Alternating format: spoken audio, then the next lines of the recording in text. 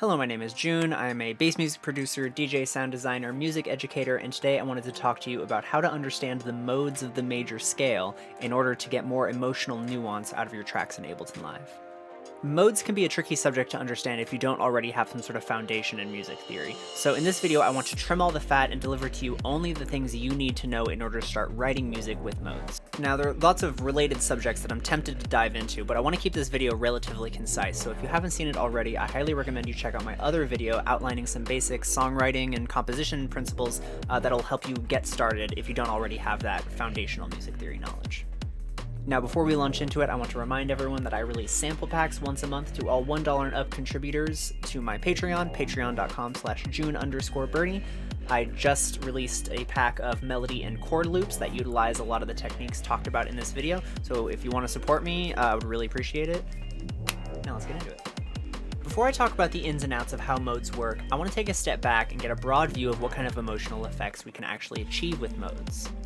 Writing with modes lends itself to a very particular kind of composition.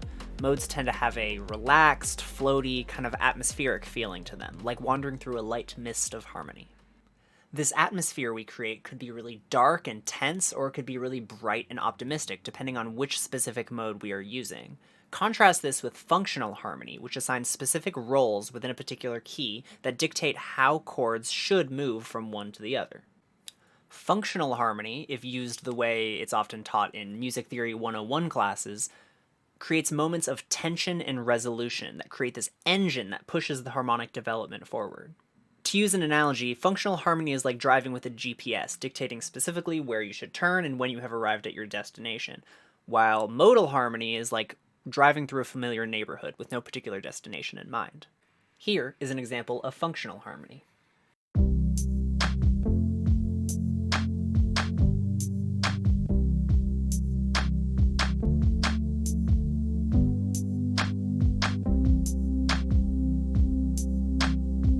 And here is an example of a modal progression.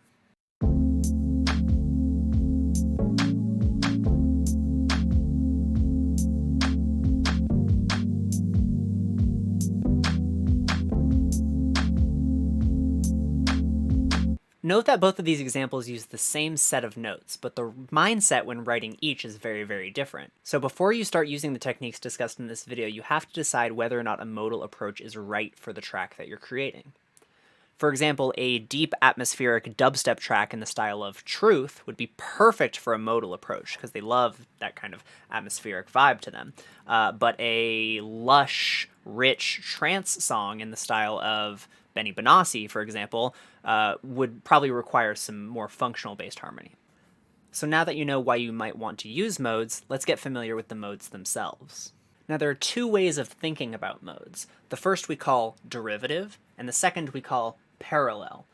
I'm going to start explaining all 7 of the modes of the major scale using the derivative approach, and then I'm going to launch into the parallel interpretation. For the sake of simplicity, I'll be using only natural notes, selecting C major in Ableton 11's new scale feature, so no sharps and flats. So let's fill in all the natural notes from C to C across one octave. Now, you may be tempted to call this the major scale, and you wouldn't necessarily be wrong, but when we're thinking modally, we refer to this as the Ionian mode, and it's the first mode in the major scale. Whether or not you call it major or Ionian depends on context, but I'll probably be using the two terms interchangeably throughout this video. Now, if we take this scale we created and instead start on the second scale degree, going from D to D across one octave, we have now generated the second mode of the major scale, otherwise referred to as Dorian. You may notice that Dorian has a completely different emotional effect than Ionian does, and we'll explore this in more detail later. If we repeat this process, now starting on the third scale degree, we have now created the third mode of the major scale, otherwise called Phrygian. You may be picking up on the pattern now. Starting on the fourth scale degree is Lydian, fifth is Mixolydian, sixth is Aeolian, otherwise referred to as the natural minor scale or just the minor scale, and finally, the seventh is Locrian.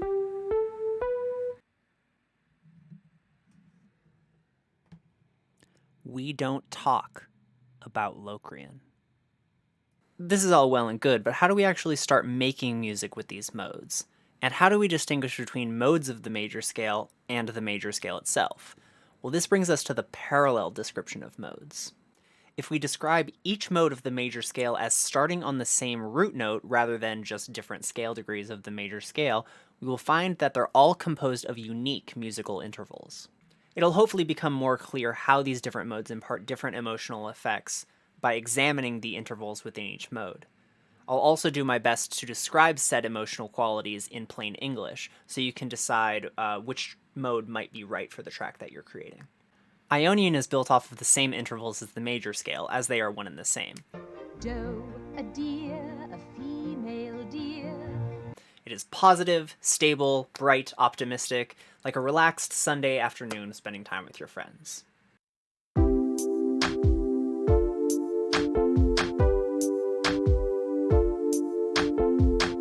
Dorian is a lot like the minor scale, except we take that minor sixth and nudge it up to a major sixth. This gives Dorian a moody quality, but with just a hint of optimism.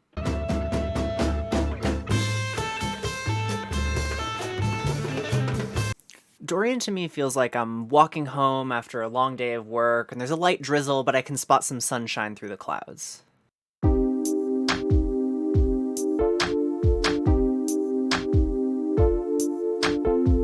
Another unique quality of Dorian is that there are no avoid tones, meaning that you can play any note in the Dorian scale on top of that root triad without any harsh dissonances.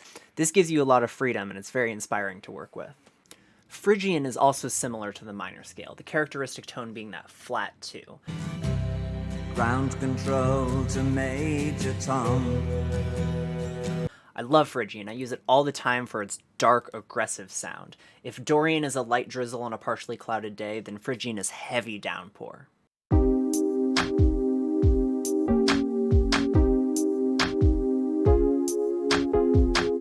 Some people like to compare Phrygian to scales or maqams found in Middle Eastern musical traditions, like the Hijaz, which prominently features this flat 2.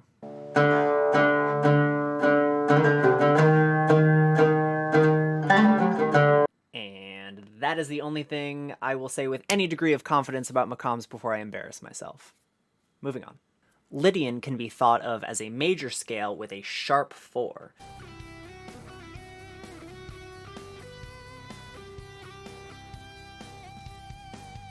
This gives it an ethereal, heavenly, and as Ben Eller describes it, expensive sound.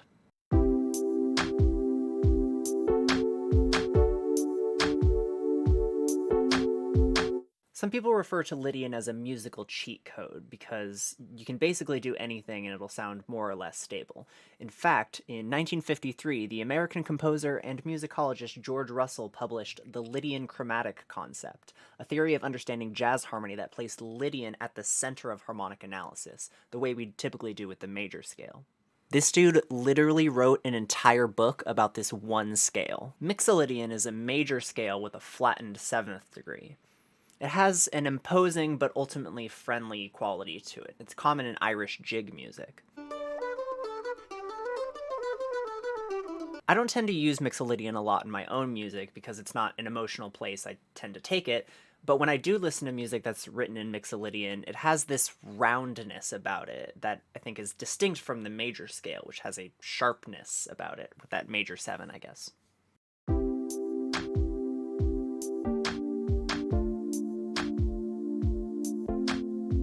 Aeolian, otherwise known as the natural minor scale, has a melancholic but boisterous sound to it, which most listeners are probably intimately familiar with.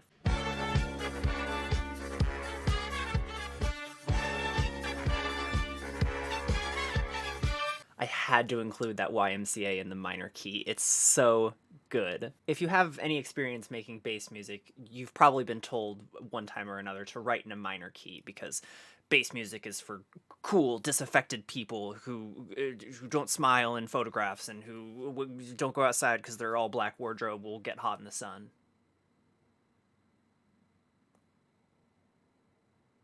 And finally, we have Locrian. Locrian is a tricky mode to work with because it's basically a minor scale with a flat 2, but also a flat 5. Locrian is...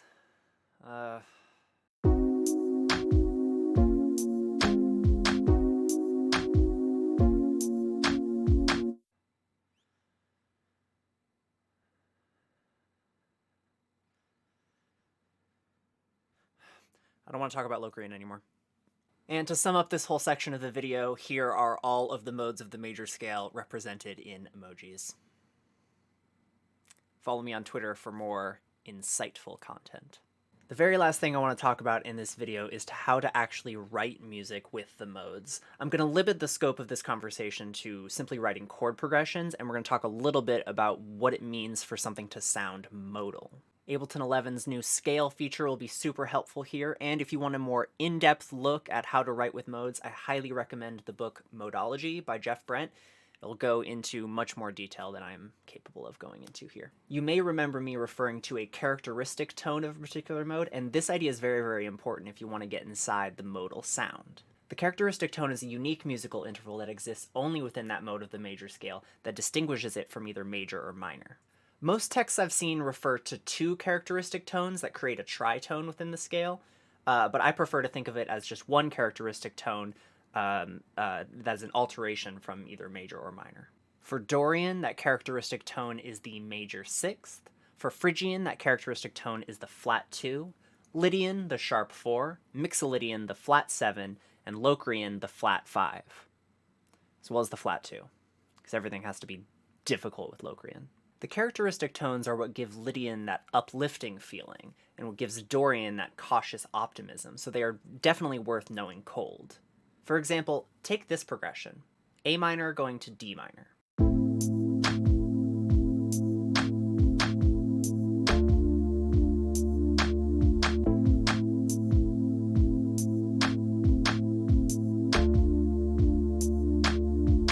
What mode are we in? Well, we don't actually know. Most people would probably describe this as a 1-4 in A minor, but we could just as easily describe it as a 1-4 in A Phrygian. This ambiguity could be used to good effect, but it's not what we're going for right now. So let's scrap the second chord and replace it with one that has our characteristic tone in it. There are a couple options, but we need to make sure that characteristic tone is in there lest we be confused for natural minor or Aeolian. The first chord establishes a home bass, A. Now let's try moving to a G minor.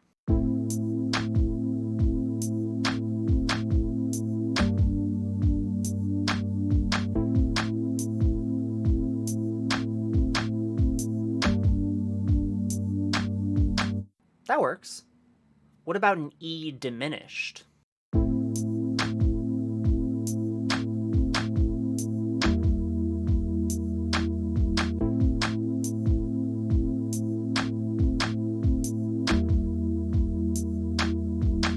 Also an option. You can add as many chords as you like, but a 2-chord vamp is totally valid and in fact very common in modal progressions. 2-chord vamps are valid. Let's do the same thing with C Lydian, our characteristic tone being that sharp 4. Again, our first chord, C major, establishes our tonal center, but I'm going to make it a C major 7 just for a little extra flavor. Maybe we want to go to a G major 7, the 5 major 7.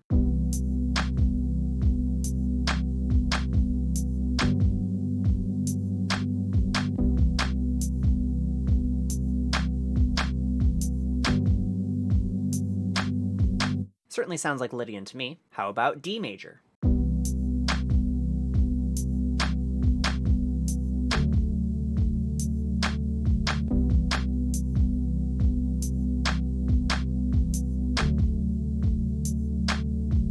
Expensive. One more for good measure. Let's do E Dorian, but this time we're going to break our pattern of establishing our home bass with our first chord. So I'm going to play an F sharp minor that quickly switches to an E minor. I'm really going to lay on that E minor, that way we really establish that as our tonal center.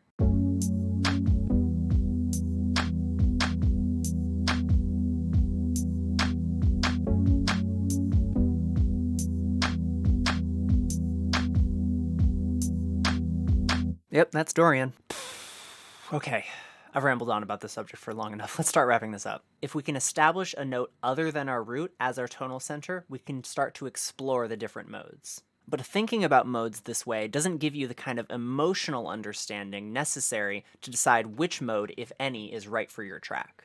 So remember that every single mode can be thought of as either a major or a minor scale with one altered note, except for Locrian, and it is this characteristic tone that gives each mode its unique emotional quality. So when you're writing a chord progression or a melody, it is important to include that characteristic tone as early as possible, or else the modal quality will not be effectively communicated.